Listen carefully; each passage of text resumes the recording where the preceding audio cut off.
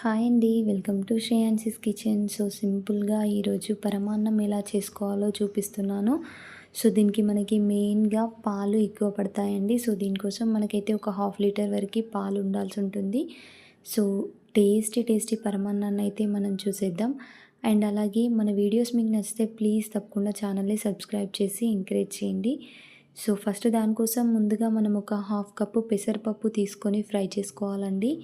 పప్పు అనేది మనకి గోల్డెన్ బ్రౌన్ కలర్ వచ్చే వరకు ఫ్రై చేయండి. సో కొద్దిగా కలర్ చేంజ్ అయ్యాక అదే ప్యాన్లో మనం ఒక కప్పు రైస్ని కడిగేసిన తర్వాత వేసుకోవాలి. ఒక కప్పు రైస్కి మనం ఇక్కడ 2 కప్స్ వాటర్ యాడ్ చేసుకోవాలండి.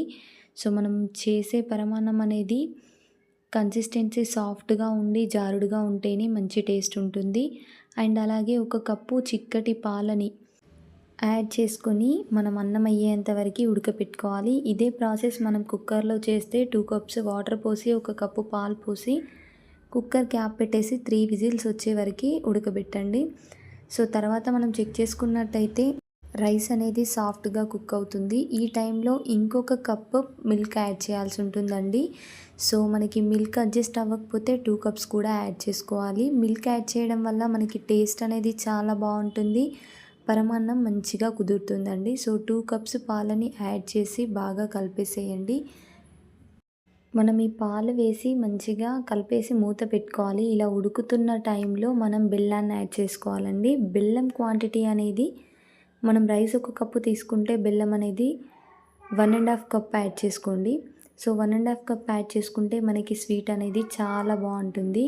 ఒకవేళ మీరు స్వీట్ తక్కువ తినే వాళ్ళైతే మాత్రం ఒక కప్పు యాడ్ చేసుకున్నా సరిపోతుంది. నేనైతే ఇక్కడ 1½ కప్ వరకు బెల్లాన్ని యాడ్ చేసి మంచిగా కలిపేస్తున్నాను. సో బెల్లం అనేది మనకి కరిగిపోతుంది ఈజీగానే. చిన్నగా కట్ చేసి అయినా వేయొచ్చు. మనకి బెల్లం పౌడర్ అయినా దొరుకుతుంది, అదైనా యాడ్ చేసుకోండి.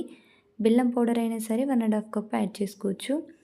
ఈక్వల్గా చేసుకున్నా కానీ ఓకే, బాగానే ఉంటుంది. సో ఎవరు టేస్ట్ని తగ్గట్టు వాళ్ళు యాడ్ చేసుకోండి. సో ముందుగా ఒక కప్ యాడ్ చేసి బాగా కలిపేసిన తర్వాత మీకు మళ్ళీ నెక్స్ట్ ఇంకొక కప్పు లేదంటే ఇంకో హాఫ్ కప్పు వేసి బాగా మిక్స్ చేయండి. సో ఇలా మిక్స్ చేశాక క్యాప్ పెట్టేసి ఒక 1-2 మినిట్స్ కుక్ చేస్తే అది బెల్లం అనేది మొత్తం ఇలా కరిగిపోతుంది.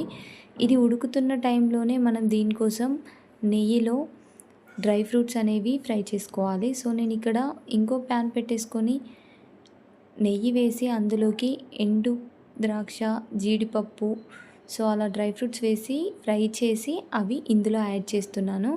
సింపుల్ అండి, మనకి చాలా ఈజీ ప్రాసెస్లో పరమాన్నం అనేది టేస్టీగా రెడీ అయిపోతుంది.